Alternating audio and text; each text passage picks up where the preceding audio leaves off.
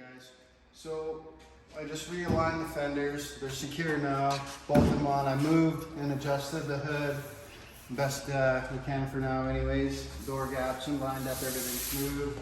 Fastened the headlight buckets, secure to the car all the way around inside. Had to knock a few bolts out, cut some, and replaced new ones, and got that done. I just trimmed this up a little bit. You never got back to me to see if you wanted it fixed up any better, so it's just straight in there, quick. And then did this side too, lined it all up, nice and smooth to the door.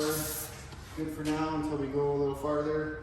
I adjusted the door so they work better both sides, and I addressed a little bit of corner panel work, cutting down to do the fit and finish.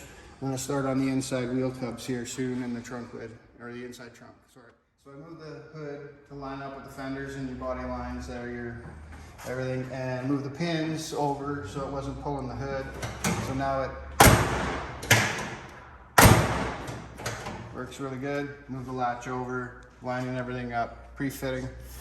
So now the hood's working really good. We got the secondary latch on there where it wasn't hooked up before, and you were just relying on the pins. Okay.